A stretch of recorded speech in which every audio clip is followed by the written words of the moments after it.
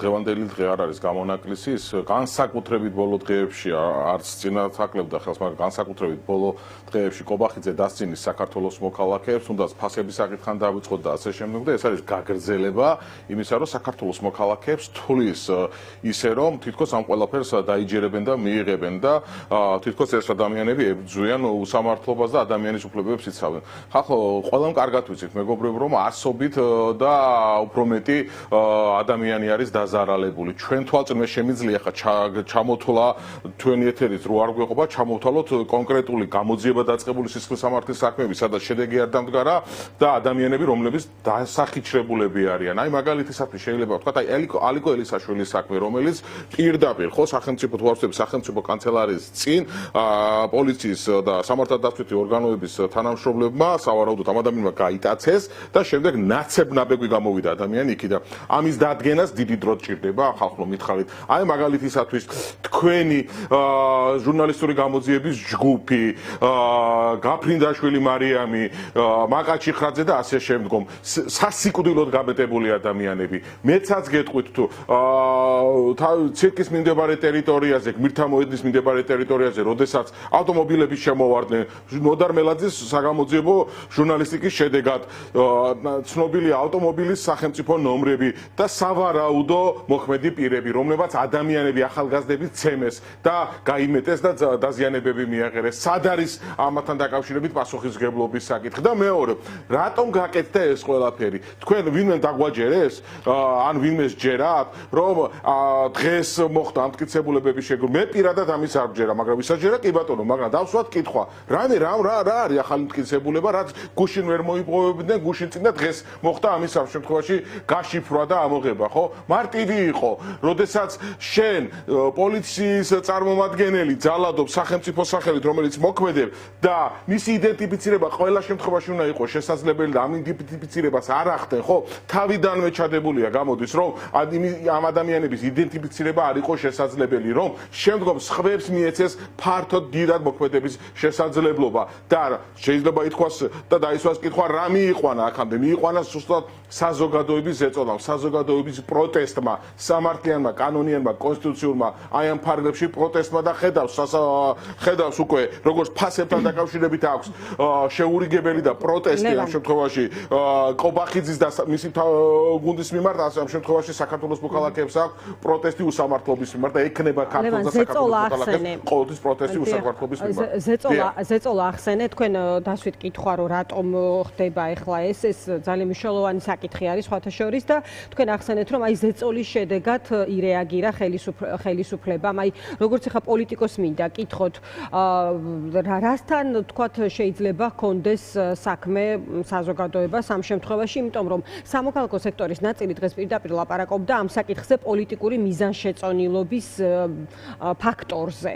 აი რა სიტყვით ამ თემაზე კონკრეტულად, რა არის თქვენი, რა ვთქვათ, პოლიტიკური ჯგუფის ხედვა, რატომ დგამს ახლა ამ ნაბიჯს ქართული ოცნება? მესმის თქვენი ანალიზი, როგორც იურისტის, ეს მნიშვნელოვანია, მაგრამ ამავდროულად მინდა დაგისვათ კითხვა იგივე შეერთებული შტატების ფაქტორზე, სხვა პოლიტიკური ჯგუფის ერთ-ერთი ლიდერი, მაგალითისთვის ზურაბ ჯაფარიძე დღეს პირდაპირ ამბობდა, რომ ქართული ოცნება ცდილობს ამერიკელებს მიყიდოს მოზალადეების დაკავება.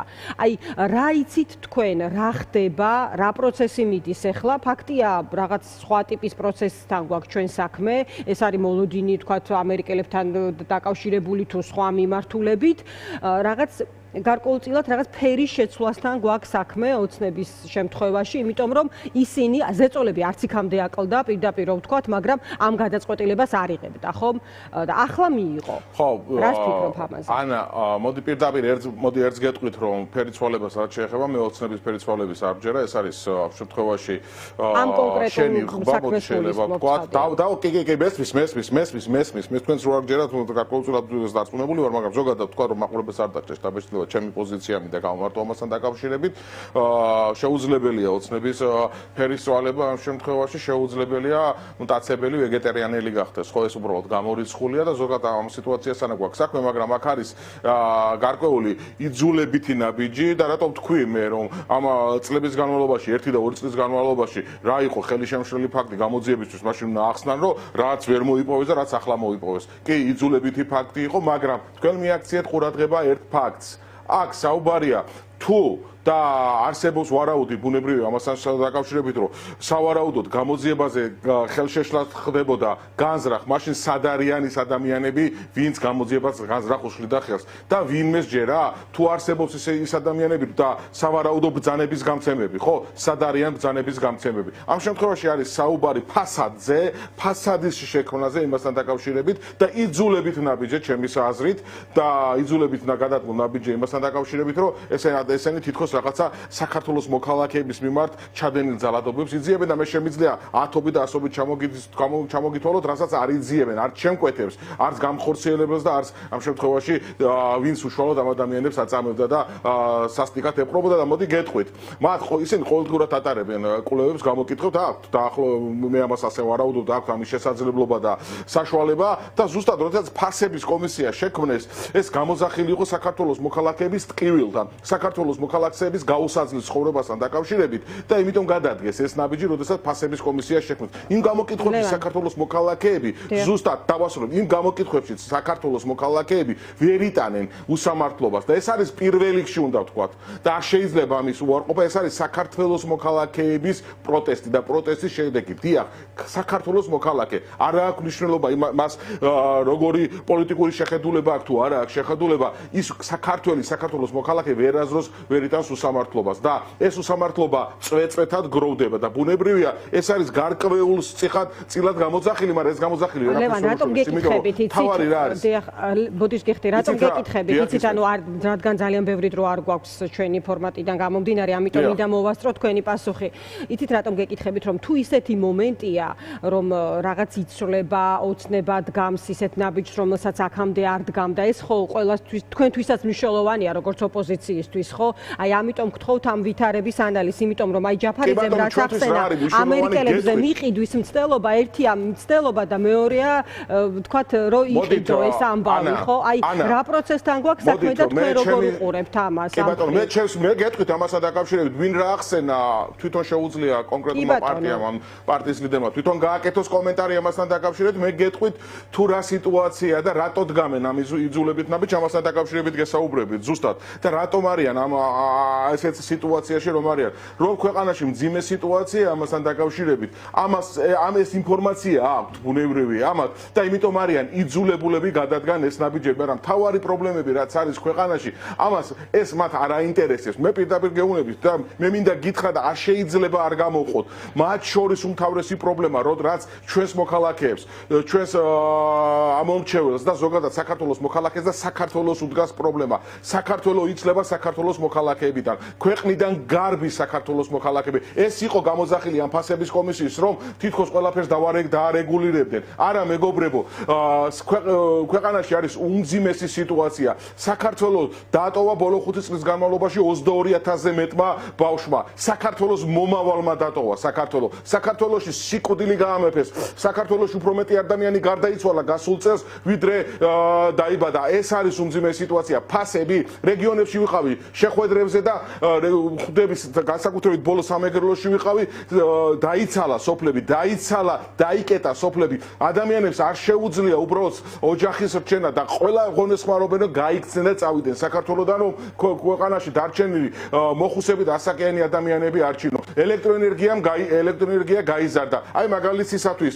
ყველგან და ყველაფერში აკრძალვებია. ანა, ეს არის უმთავრესი უსამართლობის ერთ-ერთი გამოვლინება, უსამართლობის საკუთარი მოქალაქეების მიმართ ერთ-ერთი გამოვლინება ცემა-წამებასთან ერთად არის ის, რომ შენ საკუთარ მოქალაქეს, საქართველოს მოქალაქეს იძულებულს გახდი, რომ ქვეყანა დატოვოს, იძულებულს გახდი, რომ ქვეყნიდან წავიდეს. საგაზაფხულო სამუშაოებია, ხალხი ტირის, გარბის ქვეყნიდან, რომ მიწას ვერ ამუშავებს, რომ თავისი ოჯახი შეინახოს. ჩვენ ლელოძიერმა საქართველოს გამოვედით ინიციატივით, ანა, ამასთან დაკავშირებით, რომ ბენზინის აქსიზის გადასახადი ან გაუხდეს, ან 2017 წლის ამ შემთხვევაში ნიშნულამდე დავიდეს, რომ საქართველოს მოქალაქეს შეეძლოს ელემენტარულად გაჩერების შესაძლებლობა მიეცეს, მაგრამ არა, მეგობრებო, ამას არ აკეთებენ. და ყველაფერი ინფრასტრუქტურული პროექტები, რაც კი შეიძლება ითქვას და ბოლოს ეს ამ ყველაფერზე როდესაც საუბრობდა ხალხი გარბის, არის ამის ამ შემთხვევაში უებარი წამალი. ეს არის ანაკლიის სპორტი, რომელსაც ყოველ თვე გვიანოსებენ ხალხს უკვე საცირკო წარმოდგენას დაემსგავსო. ეს ყველაფერი ყოველ თვე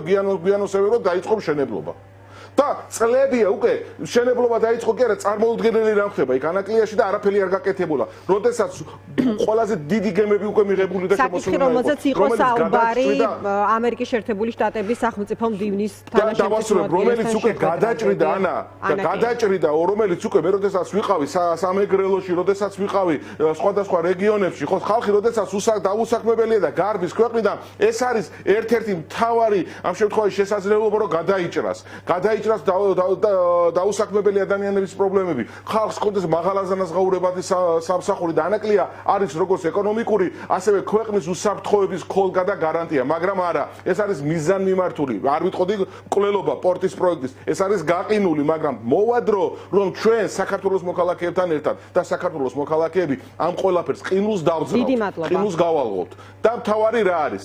და დავასრულებ, მთავარი რა არის? არც ერთ შემთხვევაში არ შეიძლება რომ ჩვენ მოქალაქეებს ამ შემთხვევაში გავუღვივოთ ნიჰილიზმი. არა მეგობრებო, ხელისუფლების შესაძლებლობა შესაძლებელია არჩევნებით შეიცვლება ხელისუფლება და ბოლოს წარმოუდგენელი რამ ხდება ანა ხალხში რომ გახვიდე და რომ ნახოთ უბრალოდ და ვინც მაყურებელს მიმართა უпроსტოდ და აბა ეს არის საერთოდ კონცეფცია სადადია ხალხში წარმოუდგენელი სიტუაცია ხდება რომ ხალხმა უკვე იმედი დაკარგა მომავლის იმედი აქვს შარშანწინ იმის წინ ეს არ იყო მომავლის იმედი აქვს ხალხს დაკარგული ქართველ ხალხს საქართველოში ცხოვრების და საქართველოში ყოფნის მომავლის იმედი დააკარგიეს მაგრამ ჩვენ ყველაფერი უნდა გავაკეთოთ რომ თქვათ რომ არა ყველა კანონიერი კონსტიტუციური მეთოდით ჩვენ უნდა ვიყოთ მზად ამ შემთხვევაში გამოვიყენოთ ბრძოლის ყველა შესაძლებლობა კანონი და კონსტიტუციური მეთოდით მაგრამ თავარი არის ერთი არჩევნები და არჩევნებზე შესაძლებელია ხელისუფლების ცვლილება ეს მაგალითია ჩვენმა უნგრეთმა